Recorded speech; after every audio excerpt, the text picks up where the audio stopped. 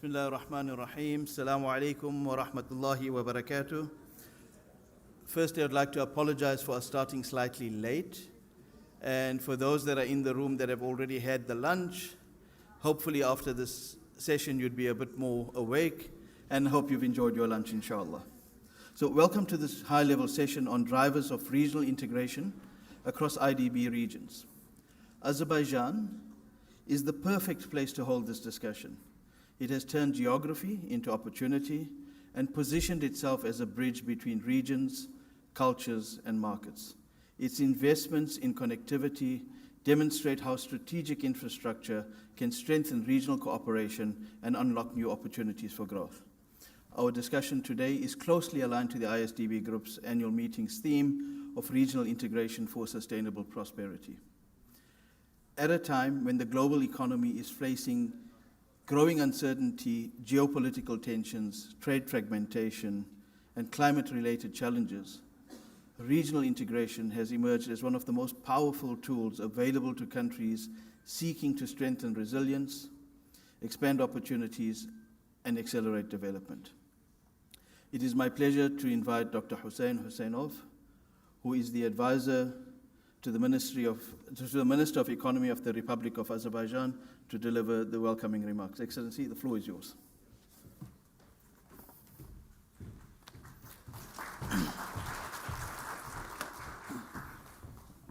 Thank you very much, Mr. Moderator.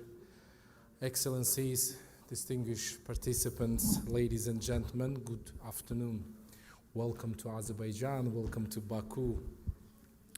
Allow me first of all to thank Islamic Development Bank for convening this effective side event and keeping regional integration where it belongs to center of the development agenda for today. Ladies and gentlemen, we met a moment of considerable uncertainty in the global economy.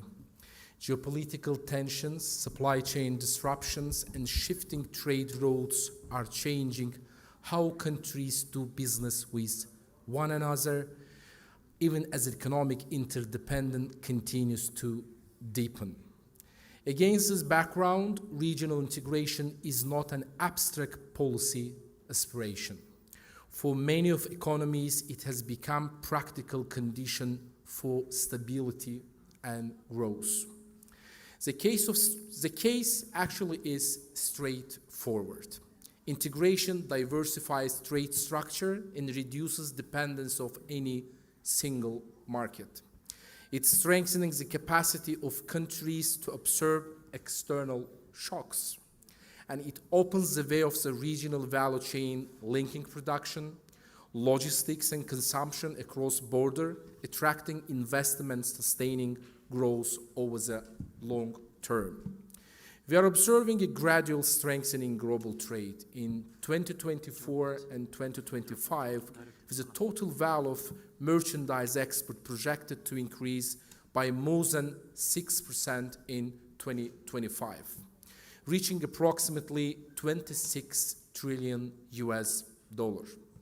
While the expansion in value is notable, trade volume growth remains more moderate at around 2.4%.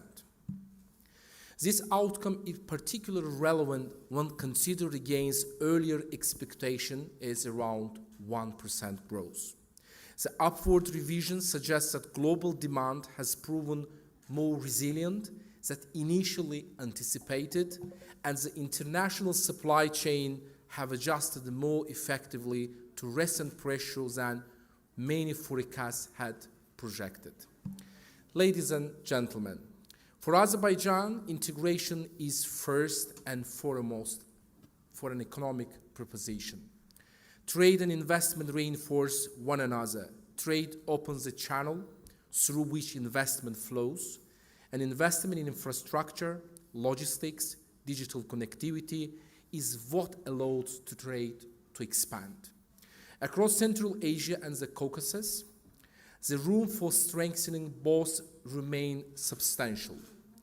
Our own record gives some sense of what is achievable. Between 2020 and 2025, Azerbaijan total trade turnover more than doubled. The result has been a stronger private sector, broader regional economic cooperation, and tangible evidence that integration translates into growth. Ladies and gentlemen, geography has shaped where much of this effort has been concentrated. Sitting at the crossroads of Asia, Europe, and Middle East, my country has put particular weight on transport and logistics. Although Azerbaijan is a landlocked country, its location on the Caspian Sea along major Eurasian trade corridors provides significant transit and logistic potential.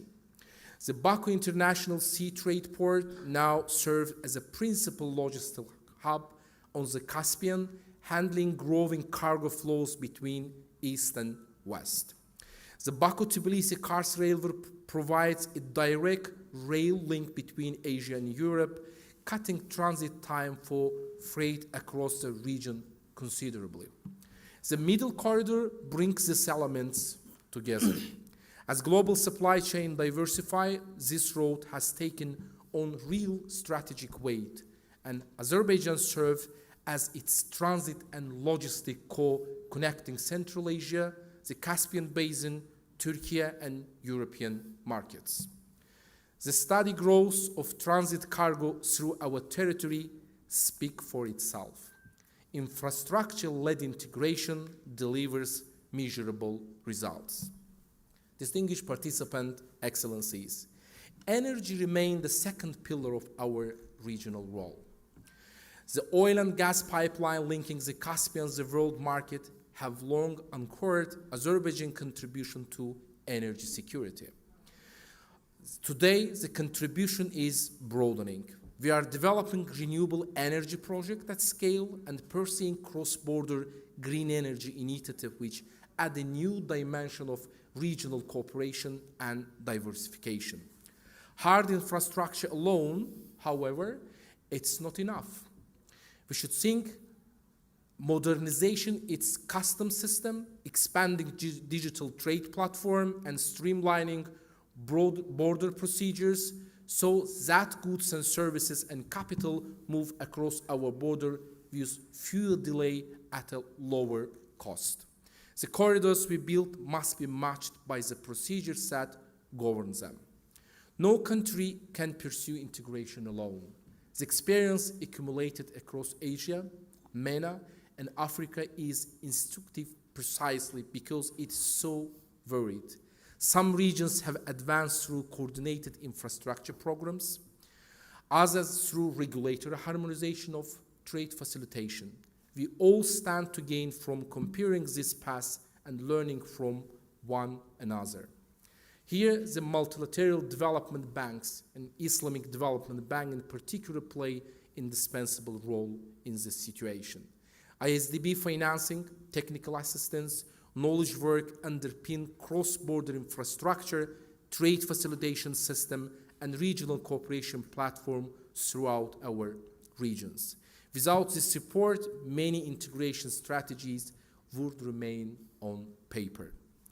Instruments such as ISDB Regional Integration Index are valuable because they translate a broad agenda into something policymakers can work with, showing where our country stands today, where the structural gaps remain, and which priorities deserve the next round of attention.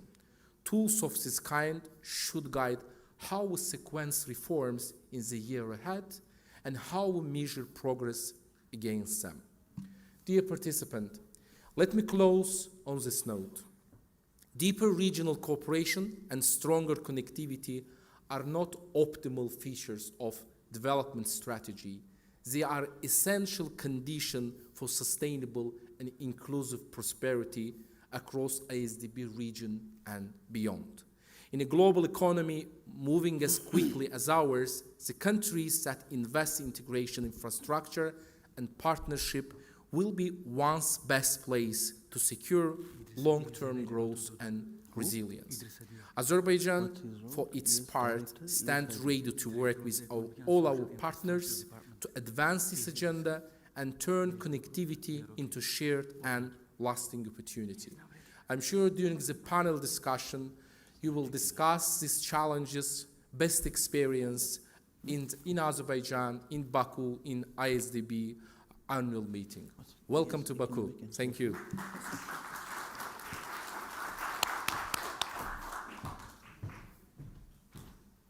Thank you very much.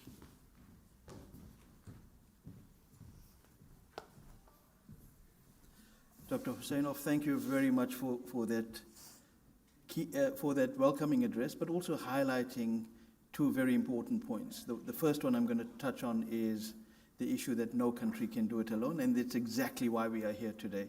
And I think that's a good segue to the discussions that we will have a bit later.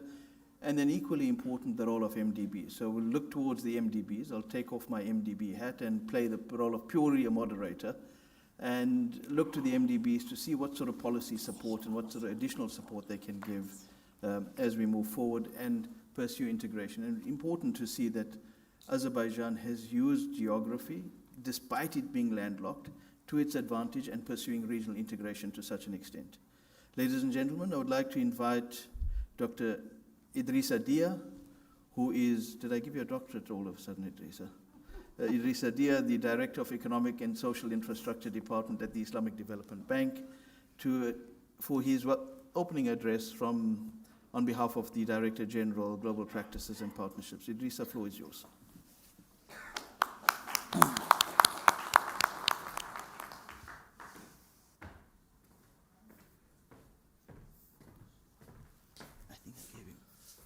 Did I give him a PhD for no reason? Yeah. Excellencies, valued partners, dear colleagues, I would like, on behalf of the senior management of the bank, to start by expressing sincere appreciation to the government of Azerbaijan for welcoming us here, particularly the Ministry of Economy, and for its valuable collaboration throughout the preparation and convening of this very important side event. Why this event matters?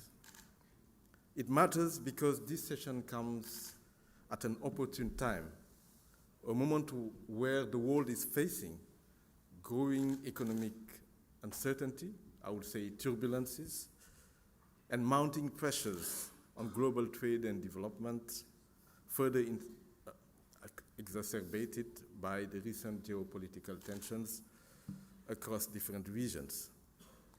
According to the World Economic Forum, tariff escalations in 2025 reshuffled more than 400 billion in global trade flows, and around 75% of business leaders now do see resilience investments such as diversification and nearshoring as key drivers for growth. As global supply chains are being reshaped, new trade corridors are emerging, and development challenges are growing more interconnected, intertwined, and stronger regional cooperation has become paramount for resilience, competitiveness, and sustainable growth within and across our member countries. Let me put things in perspective. It is important not to see regional integration only as a framework. It is also about enabling a young entrepreneur in one of the countries to be able to access larger markets. It is about making easier for business trades to flow across borders. And it is about ensuring as well that our countries are not only connected by infrastructure, meaning physical infrastructure, but also by shared vision, political will, and coordinated efforts. Across the IDB regions, regional integration remains uneven, and in many cases, below its full potential. For instance, intra-regional trade remains limited to about only 20% of total trade among IDB member countries. We should be able to do more. And this is well below the 25% target set by the OIC itself, while infrastructure gaps and policy misalignments continue to constrain regional integration at large. But let's be clear, these challenges are not unique to our region. Busaina could confirm that. They are shared across Asia, MENA, Sub-Saharan Africa as well, albeit with different dynamics and varying levels of progress.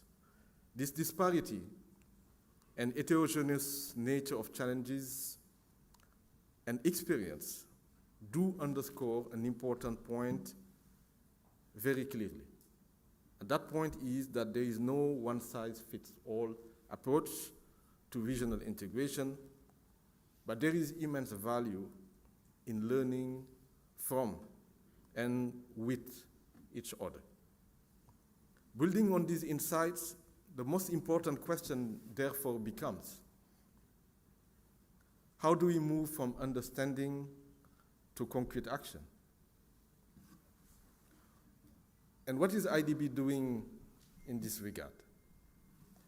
At the IDB, we see regional integration not simply as an aspiration, but as a practical mechanism to accelerate development outcomes. And it is a core element of our even Article of Association. Through our regional cooperation and integration policy framework, the bank supports member countries across 4 key pillars. The first one is strengthening connectivity. The second one is improving the investment climate. The third one is deepening trade and financial integration. And the fourth is expanding on regional public goods.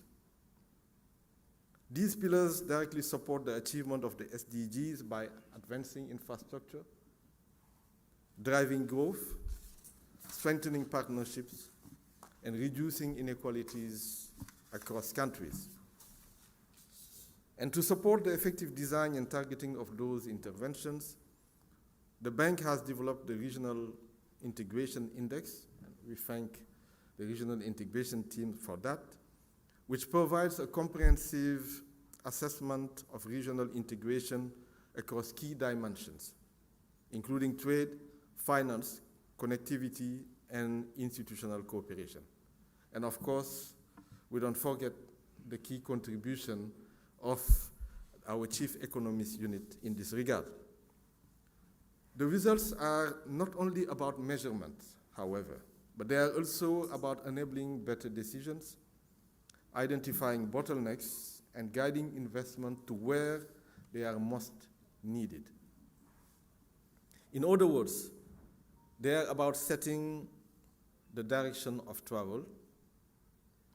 And in fact, we are using these insights to inform our daily operations, prioritize interventions, and strengthen the design of regional integration interventions. In terms of projects, about 34% of IDB ordinary capital resources, approximately, has been allocated to regional cooperation and integration projects since 2019. Moreover, we are supporting capacity development and soft connectivity through a range of programs across the IDB group, helping member countries strengthen institutions and align policies. In other words, we believe that regional integration is not only about physical connection between countries, but also those soft parts of connecting countries through knowledge and soft interventions do matter in this regard. I will end up with a call to action. As we deliberate in the panel session today for the next hour, we would like to encourage all of us to think beyond regional integration as a concept, but focus instead on how we turn regional integration into real economic outcomes. The potential benefits of regional integrations are well known. That's not novelty, and they are well researched. in the literature. Building larger markets, reaping economies at scale, driving greater competitiveness and stronger resilience, more cross-border investments, and jobs. The most intriguing question, however, that needs further deliberation and research today is what is preventing us from moving faster on the agenda of regional integration, if all these benefits are known, well-researched, and agreed? Why, despite our shared history, geography, institutions, and aspirations, does the economic reality of many of our regions still fall short of their potential for regional integration? We count on Dr. Mohieddin and others to tell us a part of the path forward. I hope today's discussion will help us move beyond diagnostic of symptoms to identifying few transformative actions and initiatives that could deliver greater impact through regional integration across the member countries. Let us therefore use this dialogue to turn ideas into solutions, potential into prosperity, and cooperation into concrete and concerted and impactful actions. At this juncture, I would like to acknowledge the hard work and innovation capabilities of our colleagues across the IDB, and in particular from the Cooperation and Capacity Development Department, as well as our partner institutions, for bringing together such a distinguished panel of speakers and participants. With these remarks, we wish you a very engaging and highly productive discussion and fruitful deliberations, and we thank you for your attention and patience. Thank you.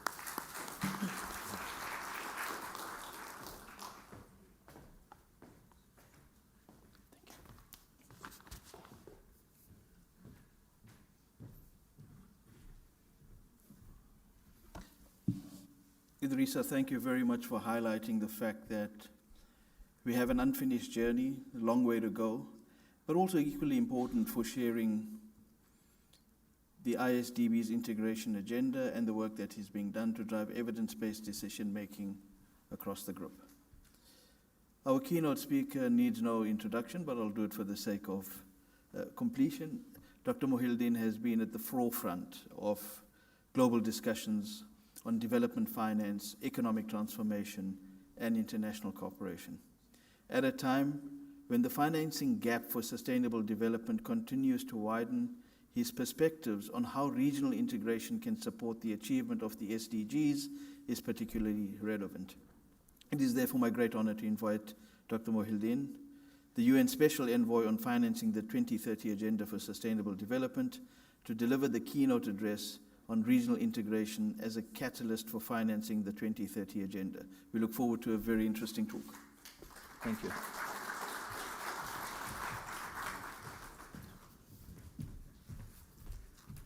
Right. Assalamu alaikum wa rahmatullah. Bismillah ar-Rahman ar-Rahim. Thank you so much, Dr. Ari, for the introduction, and thank you so much as well for the government here. And again, I mentioned that in the earlier session. I cannot say enough in thanking the people and the government of Azerbaijan for the hospitality and for allowing us to have this kind of good, safe environment to have our deliberation and discussion. And as I did last time, I picked something from what Dr. Hussein mentioned. Last time, I was referring to his point related to the centrality of budget when it comes to getting our act together at the national level when it comes to the sustainable development goals. This time, I'll pick from him the starting point, which is the natural part related to issues important when it comes to focusing on geography. So, yeah, we can, and I like as well the introductions, including by Dr. Isa and Dr. Arif, that of the Islamic Development Bank of the OIC as a group of regions. You can see it that way, of the membership of the 57 countries, but at the same time, you can really see it from a regional perspective. And that not just for internal organization, but actually for enhancing the complementarity and scale of operations and sharing knowledge, especially when countries sharing borders, they are not just sharing problems, but they are sharing solutions. And I appreciate that a great deal of membership have the size and scale that it could be just sufficient for them to focus on one of them or part of them, but it makes sense as well to pool and integrate, not just for the purpose of the Islamic Development Bank, but for doing business and trade when it comes to investment. And then talking about the Islamic Development Bank and the organization of Islamic countries, why don't I borrow something from the great prophet of Islam, Muhammad sallallahu alayhi wasallam, when he reminded us all of this issue of the recommendation when he said, peace be upon him, ما زال يوصيني جبريل بالجار حتى ظننت أنه سيورثه. And this is a verified hadith, which is basically that the angel Jibril maintained his advice and recommendation to the prophet, to the neighbor, until he started to think that the neighbor is going to be one of the inheritors. And this actually has something, when we talk about it from the narrow perspective, about neighborhoods. But here, if you extend that beyond the localities into between countries, and you see the spillovers, negative and positive, when you have shared prosperity, as you have seen it in countries growing together, and then you have shared problems and shared vulnerability and exposure to forced migration and problems of what's called public goods or public bads who are not really paying sufficient attention to adequate policies that could enhance the opportunities of our neighbors. But then, beyond the geography, the technology of transport had allowed us now to extend the definition of the region beyond the immediate geographic neighborhood, that we can do that in any place. I was listening to a discussion that we had in Istanbul last week, when a definition of neighborhood was basically for anything that you can reach within hours. And actually, for that definition, any part of the world you can reach it within hours by flight, and your commodities can reach it. But then I will borrow from the practical examples, and I'll try to use again the reference of geography, and just to refresh your minds of concentration. There are no slides, but I'll use your imagination, which is better than just watching or following a slide. The first one, I'm borrowing it from Danny Kwa, the professor of economics who used to be a professor at London School of Economics, and now he moved to his home country, Singapore, and for quite some time he led the Lee Kuan Yew School of Government. And he developed that model in checking the center of economic gravity. And that center of economic gravity in the 1980s was somewhere in the Atlantic. And then by applying the same model over the years, the weight of GDP, population, wealth, and accumulation of all of that over time and other elements, that center of economic gravity has been shifting towards the east, towards China, India, Asia, and tilting a bit toward the south as well. McKinsey had adopted the same model, and I'm encouraging you, it's available. You can just check the center of economic gravity. That will have implications on the geography and collaboration. It's not just about north-south, it's south-south, it's east-west, and now the whole thing of the center of economic gravity is moving towards toward the east.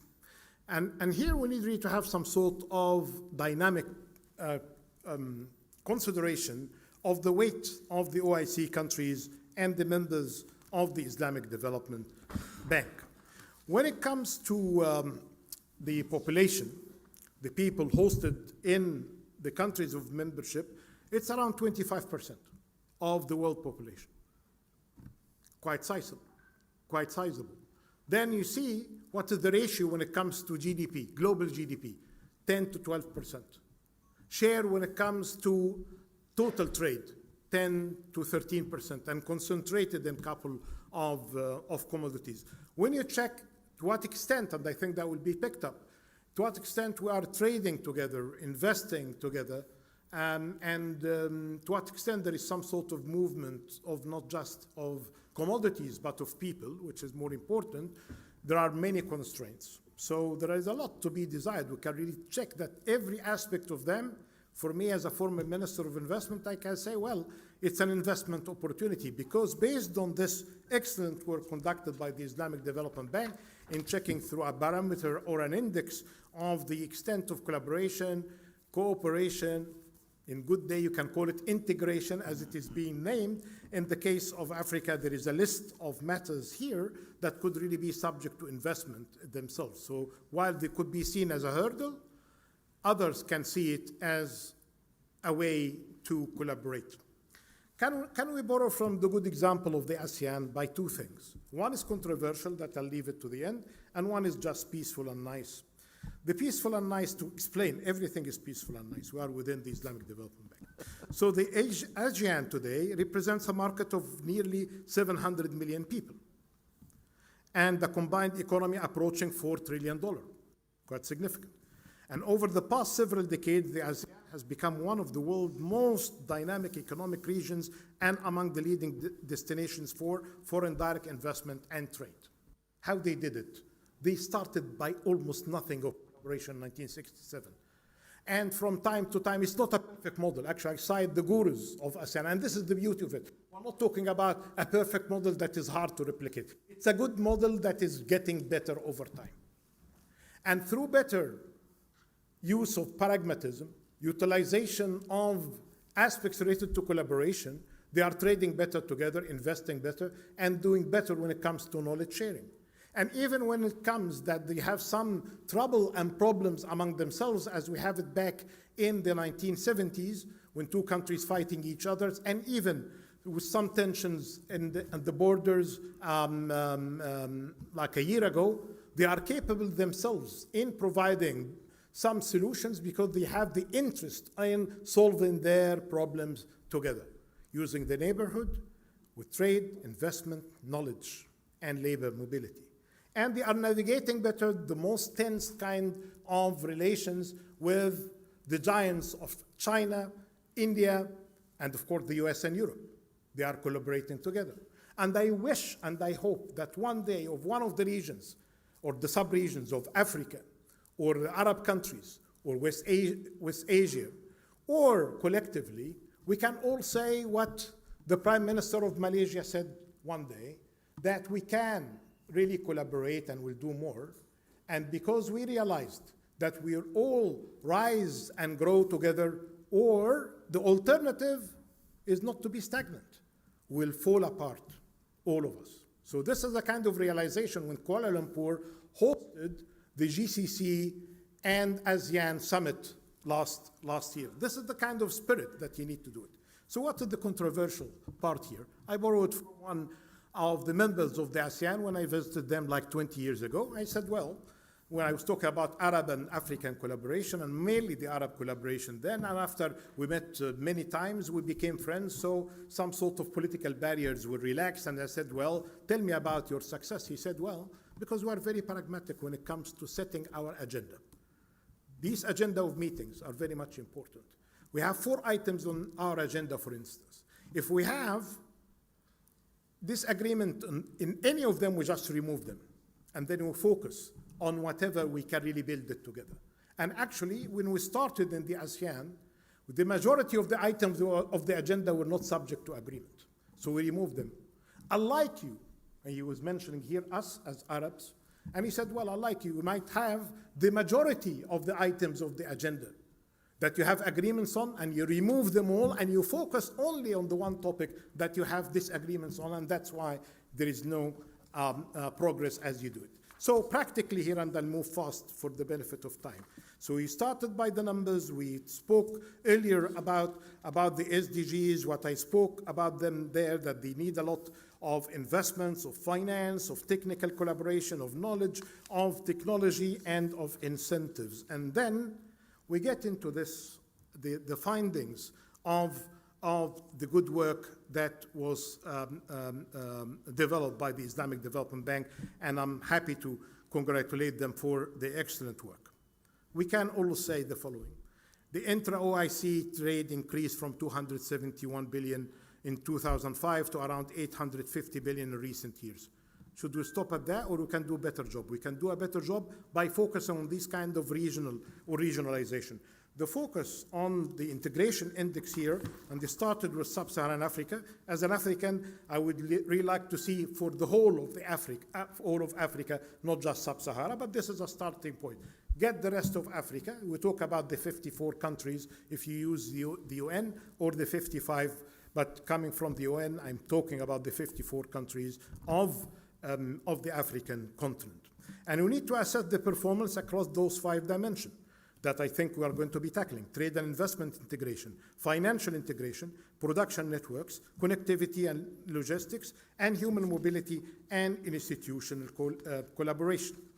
And then the measurement is telling us that we can do more, and what we can do is basically, you can use this index as a diagnostic tool, like a doctor checking what's went right and wrong during the session since you last met the doctor.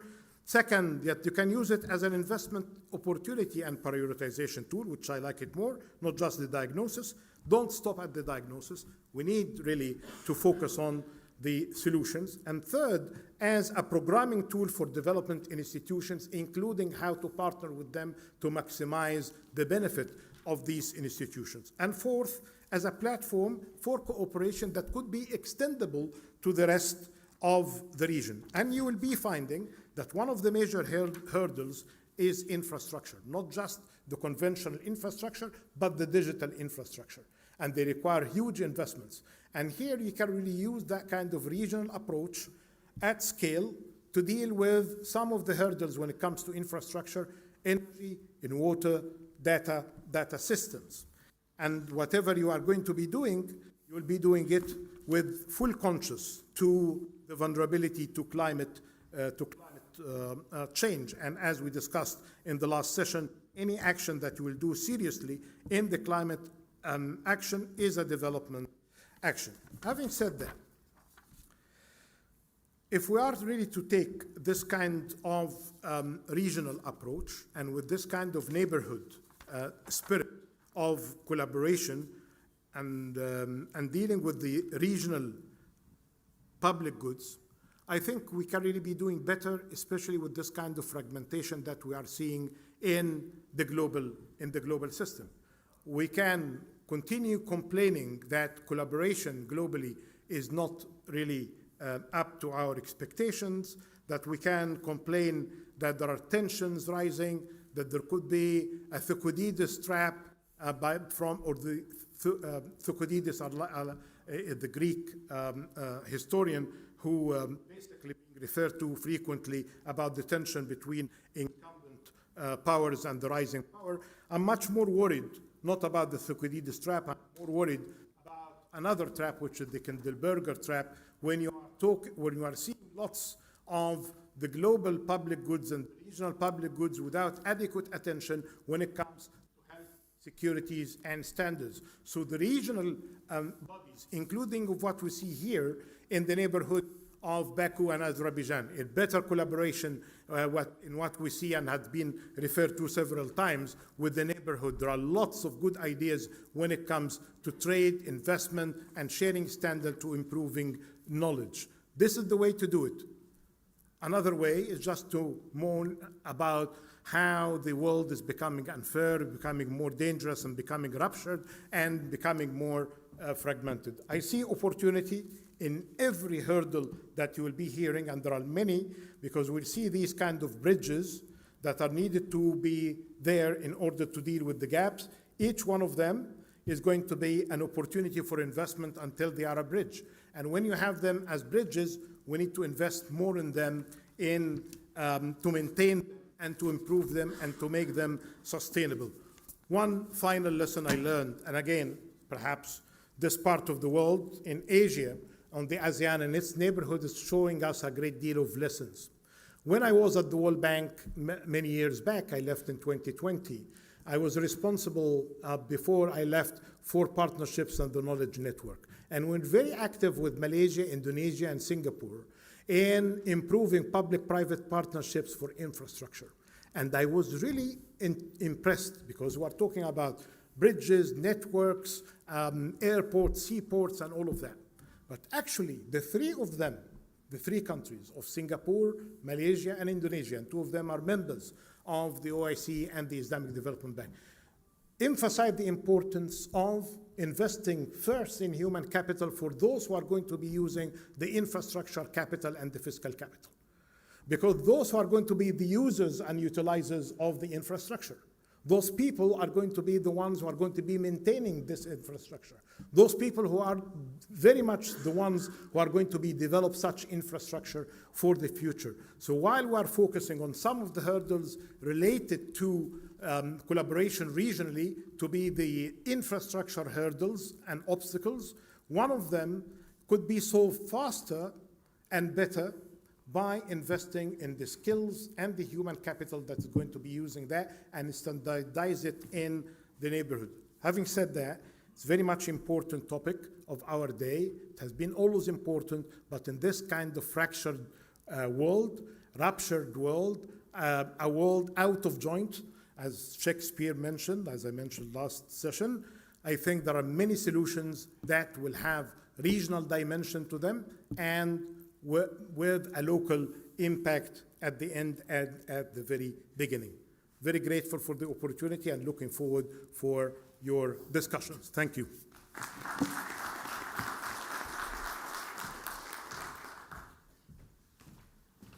you. Always inspiring. Thank you, Dr. Muhyiddin. Always inspiring, interesting thoughts, but a couple of quick points to highlight. And I think the pragmatism is what matters the most, because if we are not pragmatic, we will continue discussing, and the point of we rise or fall together is important. Human capital equally important as we move forward. So thank you very much for sharing your thoughts on this very important matter and the importance of being pragmatic and focusing on what really matters. And the issue that we have at hand today is not whether regional integration matters or not. I think that's been answered multiple times. The issue is what drives successful integration and how can countries accelerate progress in this regard. So we're not short of ideas, we're not short of plans. The importance of evidence-based decision-making has been highlighted in the keynote address by Dr. Muhyiddin. So clearly a lot to be done, lot has been said about regional integration. And we are privileged today to have a very distinguished panel from across the globe representing the various multilateral development banks who have been at the forefront of supporting regional integration. We have with us today, and I'm hoping I get all the names correct. I've been practicing, so if I get it wrong, please forgive me. Buthaina Gormazi, Buthaima Gormazi, the Director of Strategy and Operations for the Middle East and North Africa, Afghanistan and Pakistan at the World Bank. We have with us, please join us on stage, May Ali Bakr, Director Cooperation and Capacity Development at the Islamic Development Bank, Jong Woo Kang, the Director of Regional Cooperation and Integration Division at the Asian Development Bank.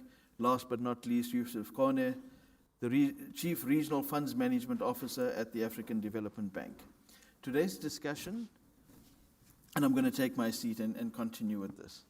So it'll be a lot easier if I could do that. But today's discussion is going to be focusing on two key areas. The first one is around what works and what hasn't worked in the different countries, and the second would be around the policy responses, etc. So we're going to organize the discussion around these two broad areas, focusing firstly on are there lessons that can be learned, what can we take from each other, how do we share the knowledge between the different parties, and secondly we'll look at the policy implications, some of the solutions that are important for us, and how do we translate some of these policy priorities and into partnerships that actually work in a pragmatic manner and translate these high-level ambitions into tangible development outcomes.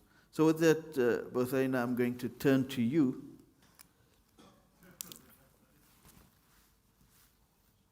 I heard something coming from the back. So Bothaina, you have a very wide range of experience from the World Bank cutting across the globe. Are there any lessons that clearly there will be many, but can you share with us some of those lessons that would be useful for some of our developing countries? So what's worked, even if something hasn't worked, it's a good lesson when something doesn't work as well. So if you could share with us some of those thoughts and ideas. Thank you so much, and a great pleasure to be here. Thank you for organizing this discussion around the topic that I'm personally very passionate about. And I think, regional integration can be very successful when countries at the end see that together they can achieve more and better achievement, better lives for their people than if they tackle issues individually.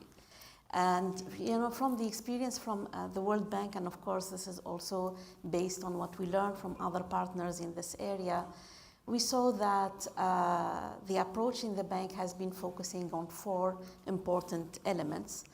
And these elements need to work together. And we heard it today from many speakers. When we talk about regional integration, is not only about the physical part of it, although it remains very important. So the approach has been to focus on connectivity, making sure that countries are connected. And there is always a saying that maybe we didn't choose our neighbors, but we can choose our destiny. And regional integration helps, I think, get there. And the way we looked at it from the infrastructure side is, this physical connectivity between countries.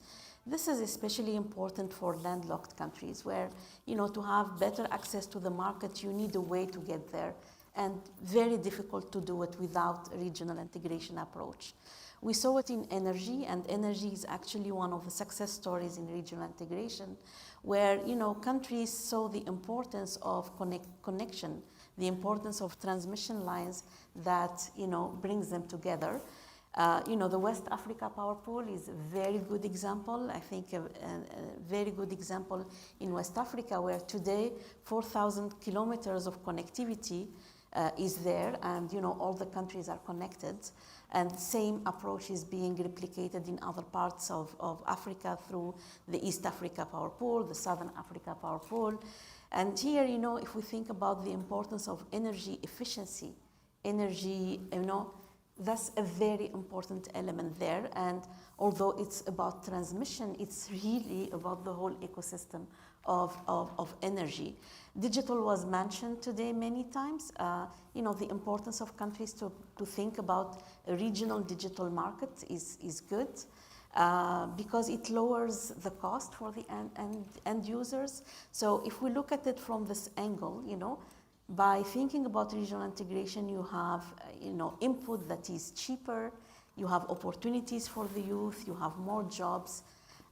So that's the connectivity part of it, but it's not the only story. And I think the success story for regional integration is moving beyond thinking about connection. Regional integration at the end of the day is better markets that are integrated. So the whole trade agenda is very important. In the context of Africa, the AFCFTA is a very important tool.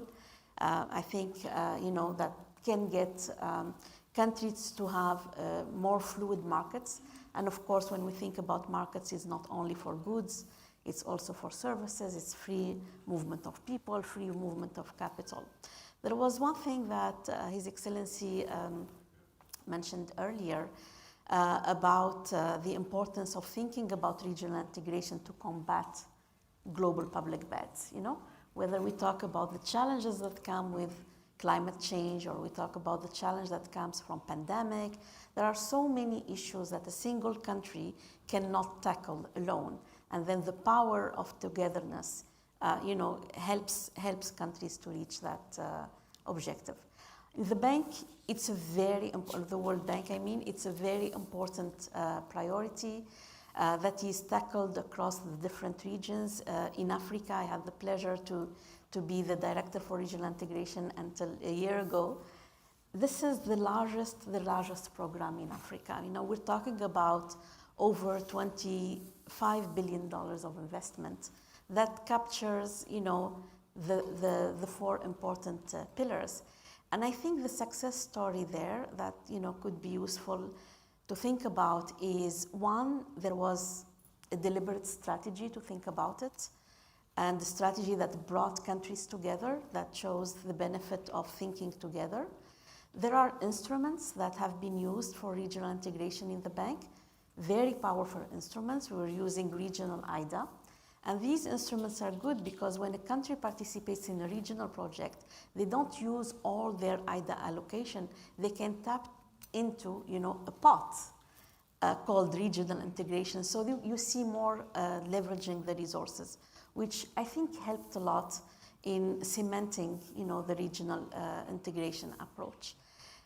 The lesson I learned from this experience, Arif, is basically you can make the case. It's very important to have an index like the ones you have, and congratulations for doing it, because I think it's important for countries to see where they are and to see how much they're losing by not thinking regional. The lesson is they need to really want to do it. So the political commitment for regional integration needs to be there, and it needs to transcend any difficulties. There are political difficulties, there are market difficulties, there are skill difficulties. So without a deliberate attention, it's not as easy as a regular agenda item. And what I learned from working in the sector is wanting to be deliberate and wanting to be open, pragmatic, we heard it today, and, you know, thinking outside of the box to make it happen. The public sector alone is not sufficient. There is so many examples out there where without the private sector, you know, digital is one example, I also have a passion for it, is, you know, the private sector with their tools, with their resources, they can build the bigger market. So thinking about solution, bringing the private sector, and thinking about a multi-stakeholder approach. Collaboration with the other partner is very important. We have a number of projects where we are collaborating very, you know, closely with the Asian Development Bank, with the Islamic Development Bank, the African Development Bank. And, you know, it's this coming together, similar to what we're asking the country to do, coming together from the partner side, does really help to get us to where we need to get. Thank you for that, Buthain. And I think very important points highlighted there specifically around the power of togetherness, the importance of deliberate policy choices and political will to make things happen. And I think if you have the things like the various tools, etc., that you highlighted are important and can take us to the next stage. That brings me to you, May. The ISDB's Regional Integration Index, we've been talking about this for a while. We've been working on this for the past 4 years. You've already got under the belt the 57 IDB member countries. We've done something on the Arab world, something on Africa, something in Asia, and the broad spectrum in terms of the various different dimensions guiding evidence-based decision-making. And I think it goes beyond just knowing what the numbers tell us, but helping guide where the intervention should be. So from this cross-regional perspective, what explains the differences that we're seeing across the different regions? And are there any lessons that you'd like to share that policymakers can prioritize?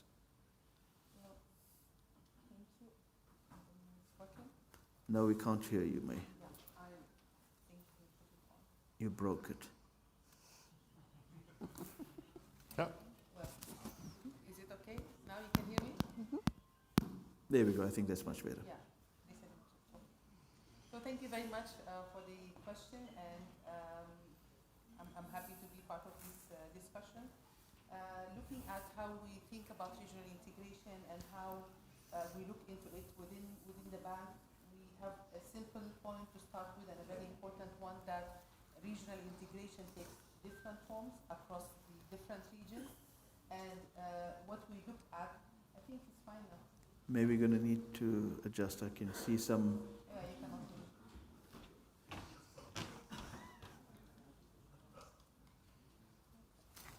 it. mean, Patrice. Apologies for the technical glitch. It's all May's fault.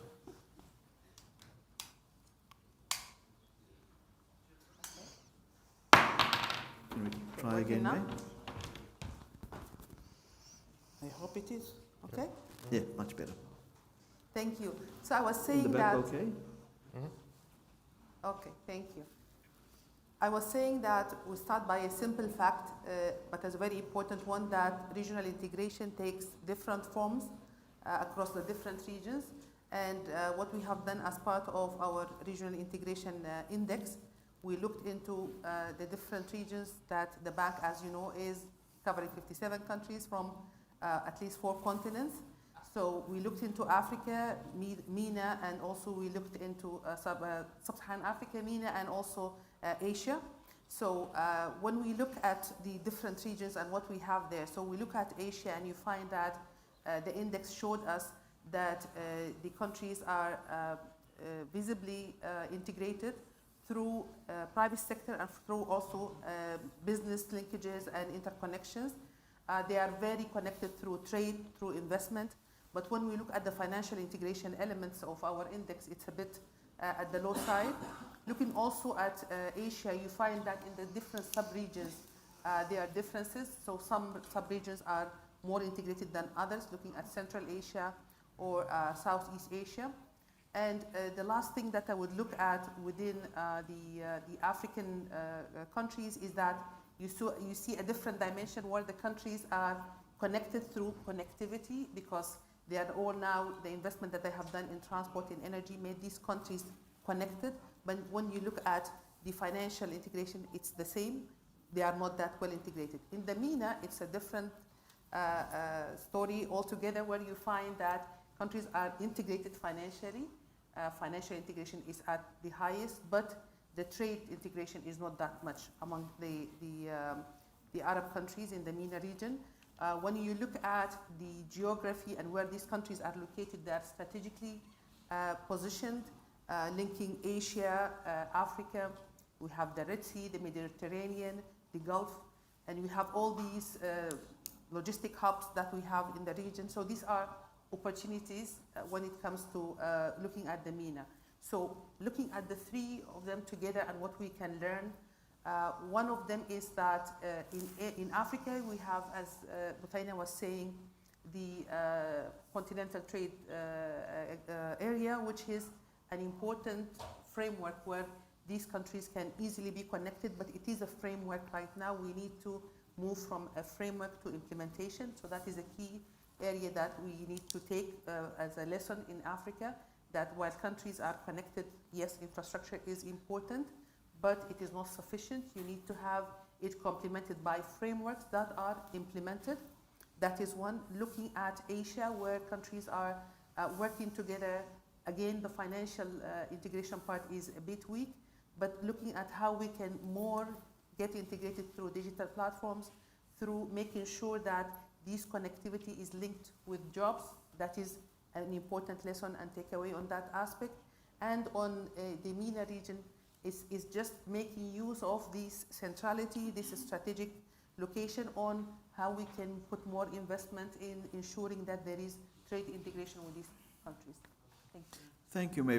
Very clear points there in terms of different regions and sub-regions have different strengths, weaknesses, and have followed very different paths. So even though we've seen success in some regions, within the regions there are key challenges. Now, one of the regions we've seen a lot of success on is in Asia. And Jongwoo, that brings us straight to you.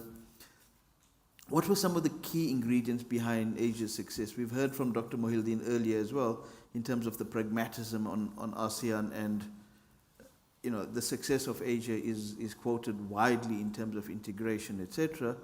And how should the region adapt to changing global supply chains? Yeah, thank you for having me. Perhaps I'm one of the only a few East Asians who are attending this event. So actually Asia's regional integration story has been centered around the trade integration story, as many of us are well aware of. Asia accounts for around 40% of global trade, and among Asian economies, the interregional trade share has reached 57 or 58%, which is way higher than the 20% at the Islamic Development Bank member countries. Basically, I think that Asia has embraced open trade investment regimes. So this kind of good progress in terms of regional trade share has not been done at the cost of the region's global trade. Still, the Asia's global trade volume has increased, but the interregional share grew much faster than its global trade. So nominator has increased over time, but the denominator has grown much faster than the nominator. That has led to quite the rapid rise in the interregional trade share for the Asia and the Pacific region. Then the second point I'd like to highlight is that Asia has been embracing the various types of the bilateral and regional free trade agreements. Free trade agreements is not anymore covering the trade in goods and services, but also it addressed the bottlenecks in terms of the non-tariff barriers, as well as promoting the intellectual property rights protection and the competition policy, environmental labor standards, procurement, electronic trade, e-commerce. Many other areas of the economic cooperation have been embraced under the framework of the bilateral and regional FTAs. We can recall the mega trade deals such as the RCEP and the CPTPP, and many of the Asian countries have become the member of the mega trade deals. And third point I'd like to highlight is that within Asia, we have been championing different sub-regional integration initiatives, like the ASEAN, which was highlighted during the opening remarks, and also Greater Mekong sub-region integration initiative, where China is also part of, and also in the South Asia, SASEC and the SAARC and the Central Asia, where, as we all know, the Central Asia Regional Economic Partnership, the Cooperation Partnership Arrangement. So different sub-regions have been championing different sub-regional level integration. Now going forward at IsDB, what we are thinking about is how to ensure the better connectivity across different sub-regions. So recently we have rolled out the new regional RCI approach paper, where we are highlighting some grand designing of the RCI projects, such as the Pan-Asian Power Grid project, to connect the different dots across different sub-regions, and also Asia-Pacific, the digital highway. So how to better connect different digital connectivity across the different sub-regions. That's what we are thinking about at the moment. Not only on the hard infrastructure, but on the soft side, trade facilitation efforts, including the custom modernization, as was highlighted by the minister during the opening remarks, and also the mutual recognition arrangement, that kind of soft side of the integration and cooperation arrangement, have been quite crucial and instrumental in strengthening the regional connectivity and the economic cooperation, transaction across the borders within the region.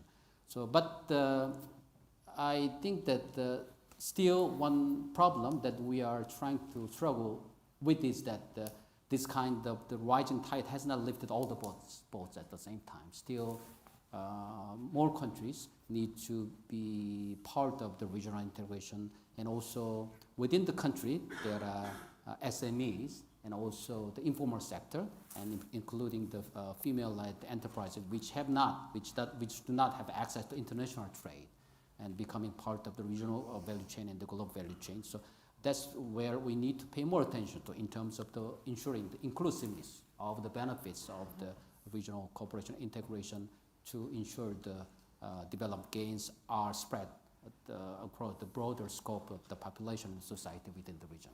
Let me stop there. Thank you for that. And I think important lesson there is, don't see Asia as one block. The sub-regional elements are equally important, and moving forward, issues around technology, digital connectivity, etc., are increasingly becoming important. And unless we start doing some of those things, we're going to be left behind in the other regions and sub-regions. Equally, the other point I just want to touch on, which we tend to forget about, is the informal sector and the SMEs, and the importance and the role that they could potentially play in participating in value chains. Yusuf, let me turn to you. We've heard about this Africa Continental Free Trade Area by multiple speakers. It's been mentioned a few times.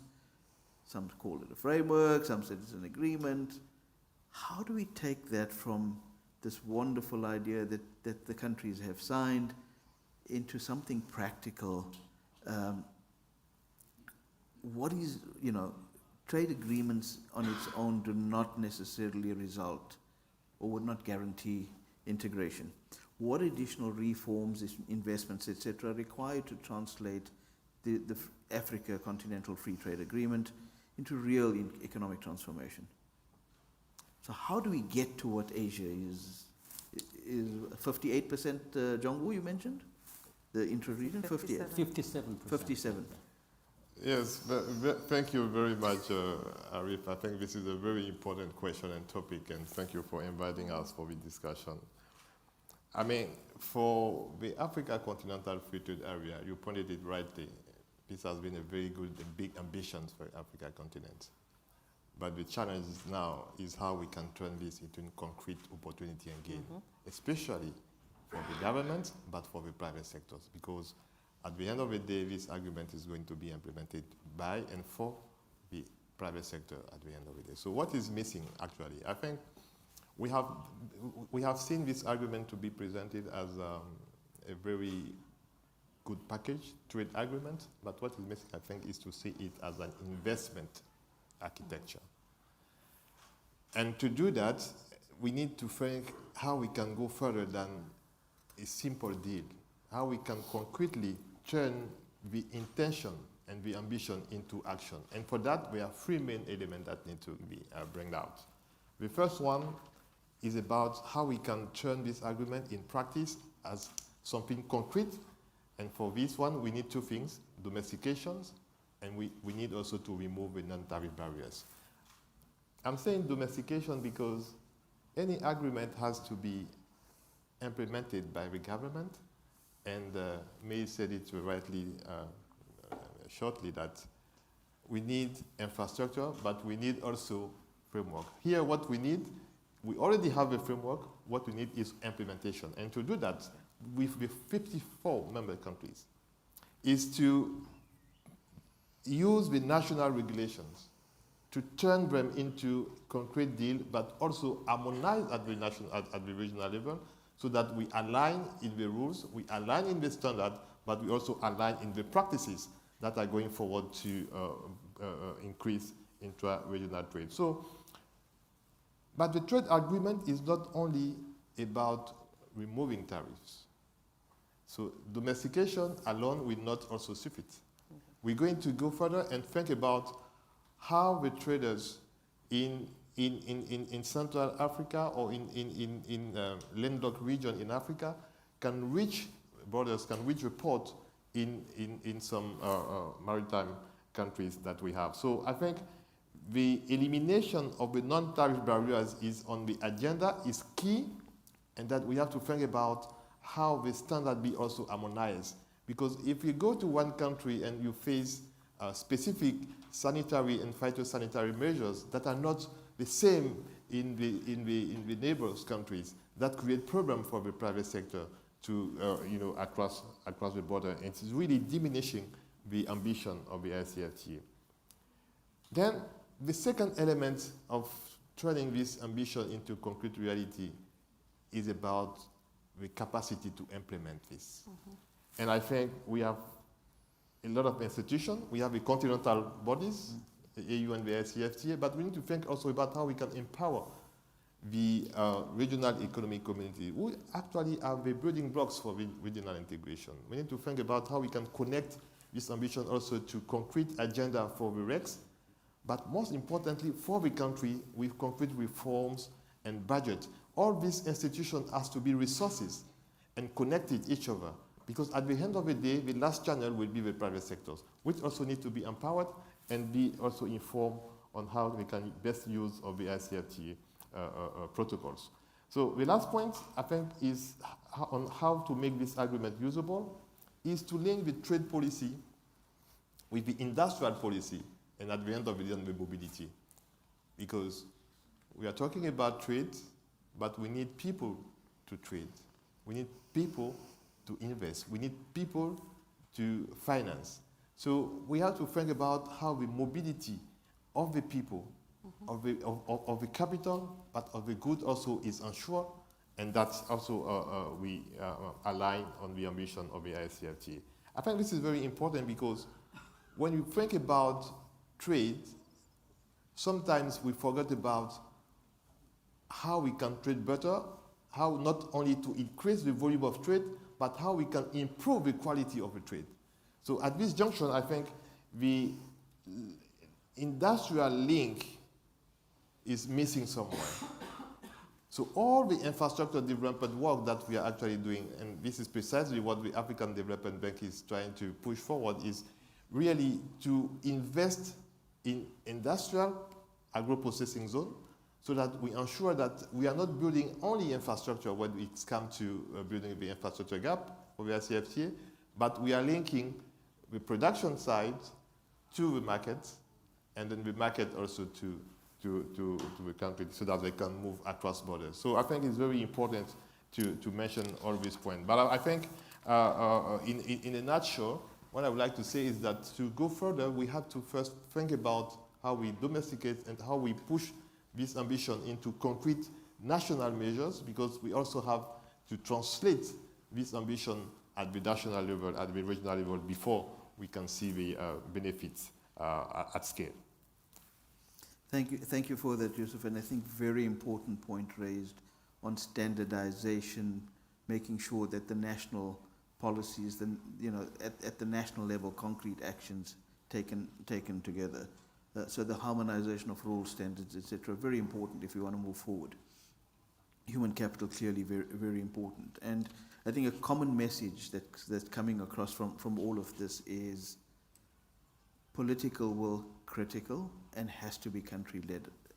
If I try and pull together the different elements of this. Now, the work that's been done on the integration index, the different elements, etc., give us guidance and give us the evidence needed to push politicians in the right direction. Now, May, let me come back to you quickly. Based on the findings of this index and the experience that the IDB has had over the last 50 years, what should governments and development institutions prioritize to accelerate implementation? So, using Yusuf's words, to move from ambition to action. So give me some thoughts on that, and how can we work together more as a system and more effectively? Yeah, thank you. So, and then you'll solve the world's problems with this one. Thank you. So let me try to have three key points that I think we need to do. And in line with what Yusuf was saying, I would say start by fixing the basics. And these basics comes to the harmonization of rules, custom, cross-border regulations, investment policies, even looking into travel and people's movement across borders is one of the key things that we have to look at. Looking at removing the barriers that investors are facing, like what you were saying, Yusuf, again about the importance of localizing. So not only talking about the free continental area and agreement, but looking at generally if we want to work across borders in sub-regions, we need to make sure that we can move people, we can move goods, services, and this capital is going to be moving smoothly. So fixing the systems and the procedures, harmonizing any cross-border related regulations is key, and that would come from governments. And we need to be, as development partners, supporting them with that through capacity development, like what we do in the Islamic Development Bank, through our grant for RCI. Also, we can use what we do in the Islamic Development Bank as South-South Cooperation, reverse linkage modality, where we share good practices across countries, across regions as well. So that is on fixing the basics. The second would be that we need to work on having bankable projects, bankable regional integration projects, and these ones comes with investing as institutions, development institutions, and as governments in feasibility studies, procurement aspects of what we want to do in terms of regional projects, prioritizing regional connectivity projects in energy, in transport. So working into having these projects in place, because this is how you can move from just strategic direction and plans into actual projects on the ground that would lead to improving regional integration. So we are covering two aspects. In the first point, we are covering the soft aspect, which is the systems, the regulations. In the second one, we are covering the hard aspect, the physical connectivity aspects, and having the bankable projects that are technically sound, that are institutionally owned, government owned, and also environmentally sustainable. We have to look at all these aspects, and inclusive, as what our colleague from the Asian Development Bank was saying, that we need to also ensure that the beneficiaries, the cross-border traders, SMEs and micro-enterprises are taken care of. The last point is working together and delivering in partnership, coordinated partnership. Because if we are doing, each one of us doing it separately, covering the same regions, we're not going to lead to the regional integration that we want to do.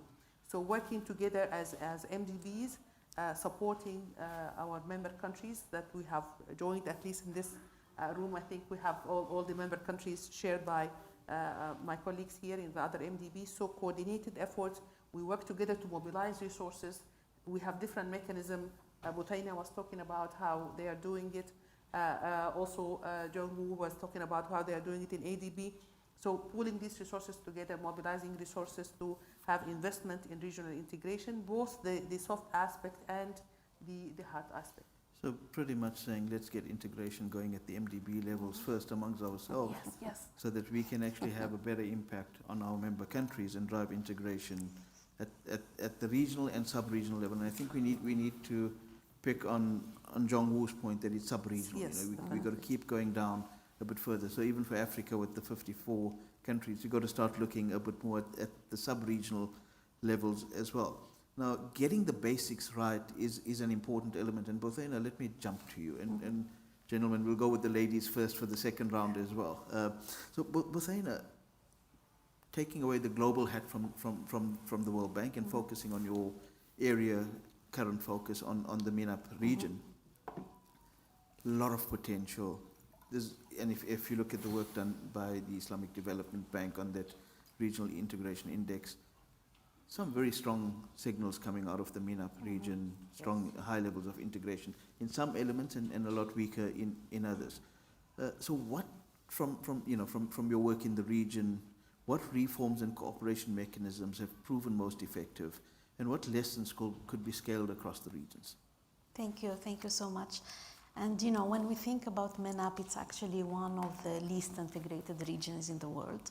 And this is really despite the fact of the common history, common language, very strong link across all the citizens in the different countries, and yet we're not there. So I think a deeper understanding of what is at stake for not being strongly integrated will be good. A good message that people can relate to. We can do much better if the countries are integrated. So that's one element. The second one, I think, it's the flexibility, the pragmatism, and I want to build on the examples. So maybe in this region, it's not the deep integration that we talk about. And maybe it's the collaboration and understanding it maybe as a journey could be useful. The third point is a variable geography approach. So interestingly, and we do it in the bank and maybe in the index. I haven't looked at it in details, but when we think about MENAP region, a big part of it is in Africa, North Africa. And the continental approach is a very important approach, but we're not there yet. So it's very important in the AFCFTA, it's very important in the AU definition of a continental initiative. In terms of projects of connecting North Africa to Sub-Saharan Africa, there are few very good examples, but I think, it's the start of a deeper integration at the continental level. And it's very important. It's very important for the youth of the continent. It's very important for the jobs. It's very important to look at migration with a different angle. It's very deep, I think, economically and politically. And, having pilots of success, I think, will help us a lot. And here I want to go back to a point I made earlier, and colleagues have mentioned it, the role of the private sector. Today, when we look at continental Africa, the number of private sector investors from North Africa and Sub-Saharan Africa, it's like a lot of great stories there. And it goes both ways. It's not only one dimension. So this is examples of the private sector saying, okay, government, work on your framework, work on your index, but I'm not waiting because I see the opportunity and I do it. So I think that is still not captured a lot in how we talk about regional integration. The private sector, we're not tapping into it the way we should, and I think that's a great opportunity there. You mentioned good opportunities. Now we're talking about the Arab transmission network on energy. We're talking about, the gas pipeline as an Arab initiative. When I see and I look at the differences, I ask myself, why, the Africa story has been a very good story, and we don't have the equivalent. So instruments is an element, at least from as far as the bank is concerned, because we don't have that instrument that got Africa very excited about regional integration. The other thing that is not as present is the institutions. And, Yusuf, you mentioned the REX. We don't have the equivalent in the Arab world of the REX, right? We do have the GCC, for example, the sub-region that is the closest linked among all the Arab countries. But, maybe we need to look at the institutions that can bring all these benefits in a clear narrative, and they can help with the instruments. So I think the potential is incredible. Thank you. It is there. The will is there, that I think we need to nurture more, and we need to think about the instruments. We need to empower the private sector more. And at the end, I think it's the voice of the citizens in these countries that can be also, a voice that is strong and claim this. Because at the end of the day, if we want to see more jobs, I really see the jobs in Shanda very strongly linked with the regional approach. Because fragmentation, when we think very fragmented approach, small, doesn't create the jobs that we need. I think very valid and valuable points. And Yusuf, let me bring you back into the discussion. We're hearing some positive signs for Africa. So from your perspective, where should Africa focus its efforts over the next decade to maximize development impact of the Continental Free Trade Agreement?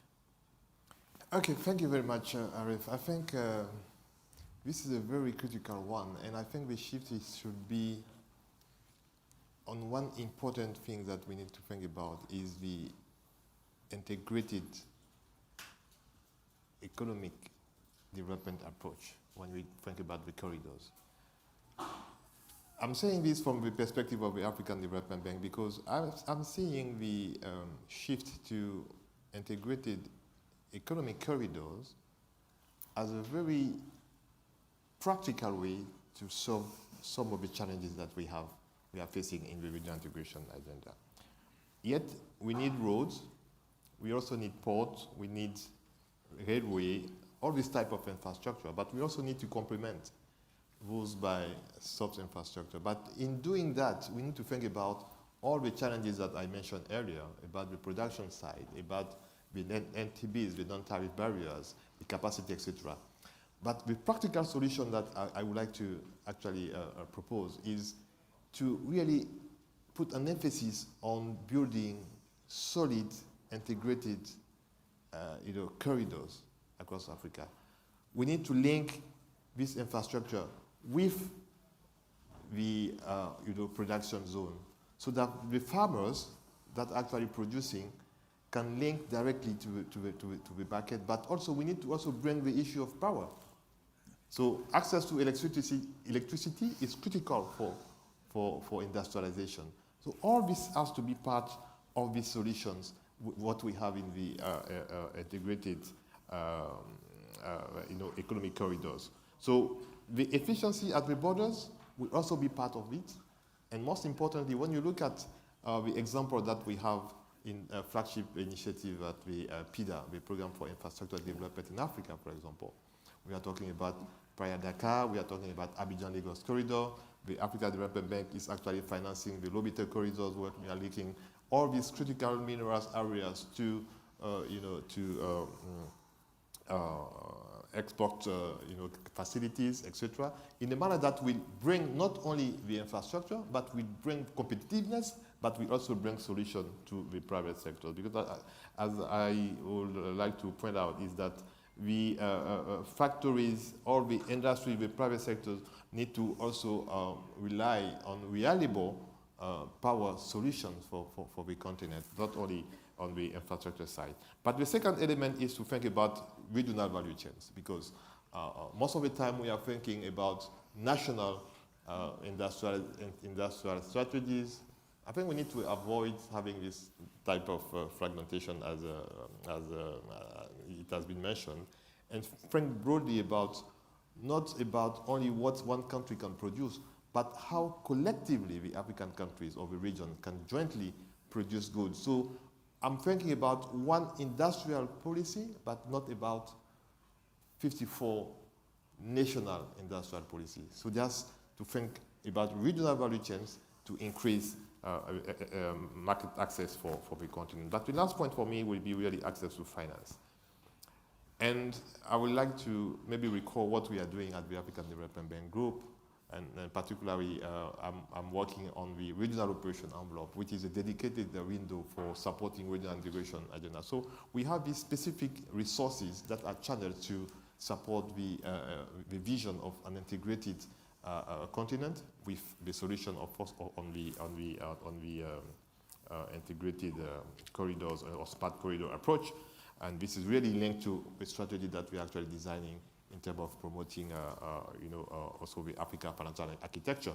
So all this access to finance should be channeled through this vision of pushing the, the infrastructure development via the flagship initiatives. I think I will stop here just to summarize that this is very important to look at, to be specific, and to be also really focused on the integrated approach for corridor development. Thank you for that, Yusuf, and I think importantly, and we wish you the best of luck in the one industrial policy for the continent. Let's hope a pragmatic approach for driving this initiative forward, and good to know that the African Development Bank has a dedicated window financing regional integration. I think that's a good move forward. Now, as we talk about getting the basics right and getting core infrastructure in Asia, in some parts of it, and we take into account that Asia is not one single homogeneous region, but Jong-Woo, for the more advanced countries in your region, how should regional integration strategies evolve, specifically in response to things like digitalization, the green transition, and the changing dynamics on global supply chains? Yeah, it's true that the digitalization will characterize the future economic growth path for many of the Asian economies in the future. Many of the Asian economies are actually benefiting from the AI boom at the moment, at least in the economic demand side, although there is the negative spillovers from the conflict in the Middle East. For example, many of the Asian countries are producing semiconductors, and then the memory chips, which can be exported to the US and other parts of the world. So when it comes to data center, we see that there's huge investment requirement there. At the moment, as we know, that around 50% of the global data center capacity is accounted for by the US, followed by another 25% by the China. So another 25% of the data center capacity is shared among the other countries in the world. So there is huge investment demand there. When it comes to the RCEP perspective, I think that there has been a lot of progress going on this front. For example, in the case of CAREC, Central Asia Economic Partnership Arrangement, there the 2030 digital strategy will be a blueprint to guide the different Central Asian countries' the digital efforts and activities going forward. And also when it comes to the ASEAN level, as was highlighted during the opening session, the ASEAN has been at the forefront of the regional economic integration across the various areas. And the digital side is no exception. Recently they have concluded the so-called Digital Economic Frame Agreement, DEFA, among the 10 ASEAN member countries, which will be signed by their leaders November this year in Philippines.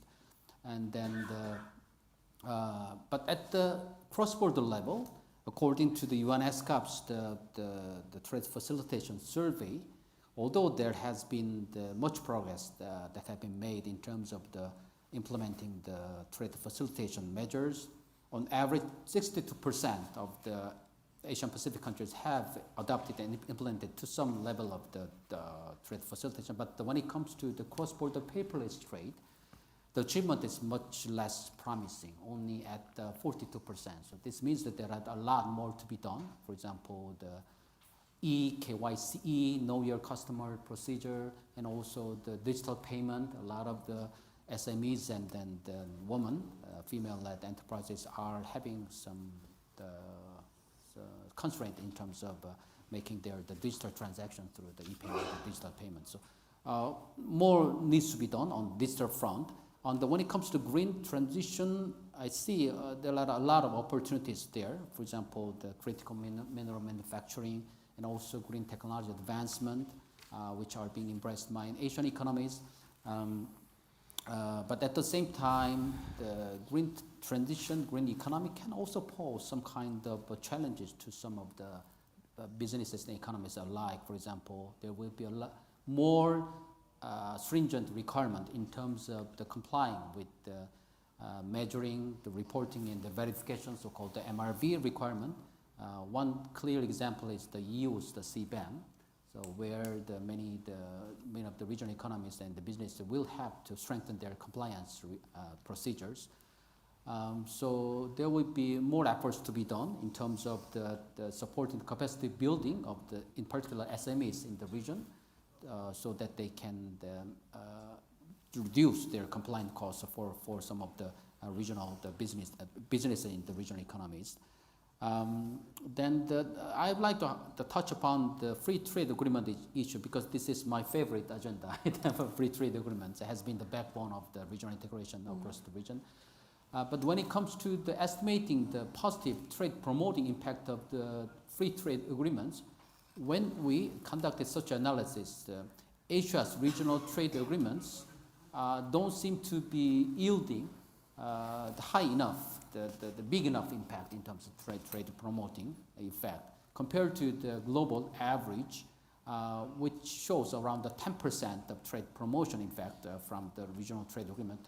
Those embraced by the Asian countries seem to yield only 3% of the net positive trade promotion effect. This is why is that? Why Asia's FTAs are not yielding as promising effect as those should be? One potential reason is that the depth of the free trade agreement embraced by Asia is still shallow. So the level of the commitment among the member countries of the FTAs are not as deep as those should be, and also different rules of origin requirement across different FTAs could pose some challenges to some regional businesses, so-called noodle syndrome. The different jurisdictions are adopting different rules of origin requirement can make the compliance costs of many of the private sector players a bit high.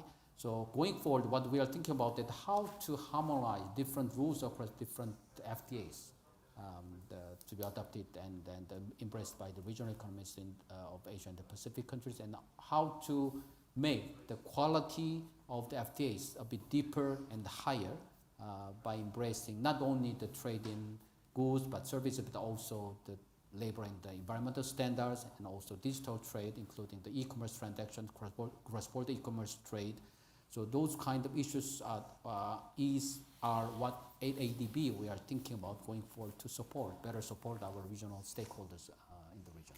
Okay, we're running out of time, but I'm going to ask for an indulgence of another few minutes, if that's okay. Looking at, do we still have the room? Okay, if we do very quick 30 seconds, and Jongo, we'll start with you on this one. Everyone take off the institutional hats now, and based on the experience that you've had over the past years on regional integration, if you had one big, bold idea to make this work, what would that be? So, without the institutional hat. So we'll start with you, Jongo. I recognize the current constraint with the multilateralism led by WTO. So appellate body, this specific mechanism is hang. I mean, the broken system is still there. So what should they do? At the regional level, at least we can think about as an innovative way of promoting the multilateralism at the regional level by embracing Pan-Asian Free Trade Agreement. That's quite a bold idea, but there has been a similar idea embraced by the APEC, Asian Pacific Economic Cooperation. Then I think, borrowing from that idea, I think I'd like to promote and advocate the Pan-Asian Free Trade Agreement, where not only addressing the tariff barriers and non-tariff barriers, but also embracing the so-called modern age trade issues, label environment standards and the IPR and the procurement and the competition policy. And that's your 30 seconds up. Sorry. Yusuf, over to you. 30 seconds. Yeah, okay.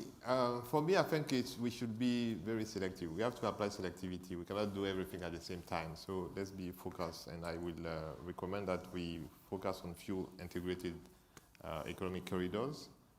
That's all the efforts we concentrated, and then we move from the corridors of the trade corridors to economic development corridors that will bring more value for Africa. Thank you. Buthaina. I think it's the ecosystem approach. So think about integration at multiple layers, the infrastructure, the policy, the framework, and the people around them. Perfect. Maybe you've got 29 seconds. Yeah, but it's exactly what I was thinking. Yeah, maybe it's No, you gotta come it's a with woman an- thing, huh? Yeah. That we think about the whole ecosystem, the people, the system, and the infrastructure. No, I was thinking about Africa, and I was thinking about, okay, we have the overall framework for all of Africa, but what about having it a sub-regional one? That I know that the ECOWAS is very strong in certain areas. Maybe it is the capacity development and the South-South cooperation I have in mind, is that what about this sub-region that has a very strong system, infrastructure and everything, then take that as a model and replicate it in another region, and what about creating incentives for learning from each other within the sub-region of the bigger continent? Then it gets a replicated effect whereby everybody can replicate, and then it becomes the whole continent. Thank you very much. You took more than 30 seconds. I want to thank the audience. We're running out of time, but I'm going to, just a couple of quick points just to pull everything together. And I think what's come through very clearly in the deliberations and through the keynote address as well is that regional integration, the argument whether it's important or not is fait accompli. It is critical, and it's a means by which we can achieve sustainable economic growth, and ties up to the theme of the IDB's annual meeting, this focus on sustainable prosperity. Yes.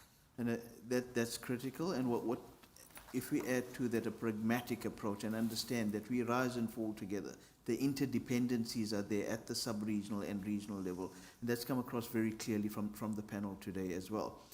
The last point that I would like to highlight is the fact that while we need to get the basics right, the issues around standardization, policies, coordination, etc., that are important, and coordination not just at the country level, but also at the institutional level, and bringing in the human capacity and institutional capacity building, equally important if we are to succeed in this. I would like to take this opportunity to thank this panel for a really interesting conversation this afternoon, and to the audience, your indulgence with the extra time, etc., and staying on till this late in the afternoon. Thank you very much. Much appreciated and all the best. Thank you.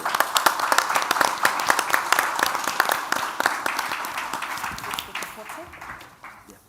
Who's the photographer? I think we took the photo.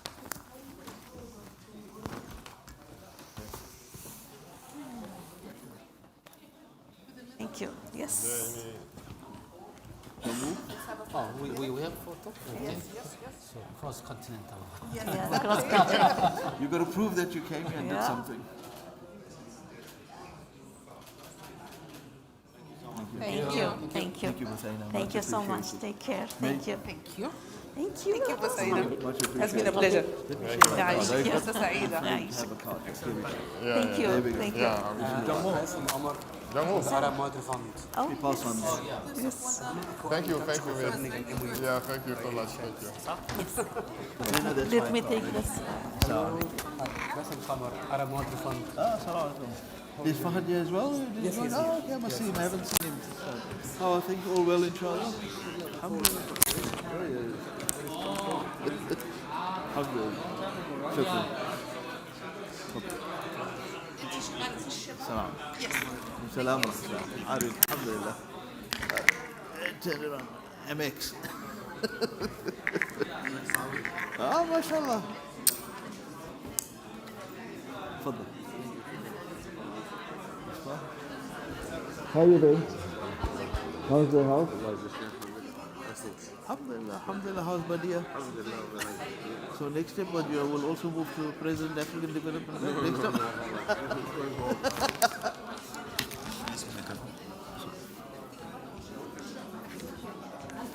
Thank you very much. Thank you.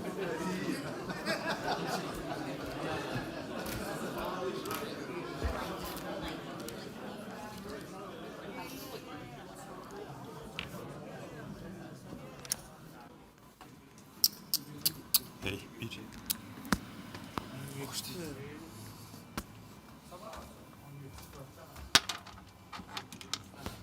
Burada. Bundan sonra bahar hele.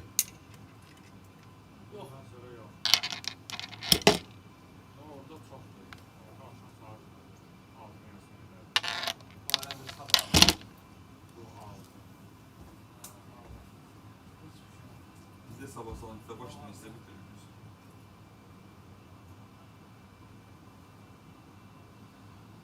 Bizdə sabahları başlayır 9-dan 11:30-a qədər, 12-dən 14-ə qədər, 14-dən 14-15-dən 15:43-ə qədər, 16-dan 18-ə qədər. Bu gün kim olsa heç. Bugün bir abuşluq oldu ya. Yemək yoldu.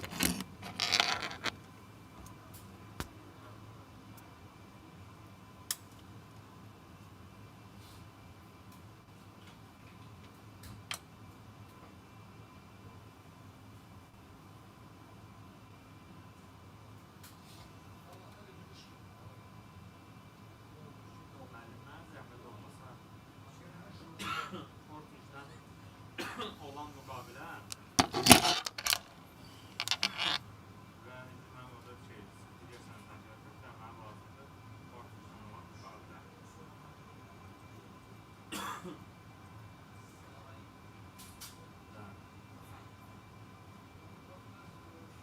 Bax, orada. Öyle. Muszę jeśli to tez eləmək olar. Ne diyeyim?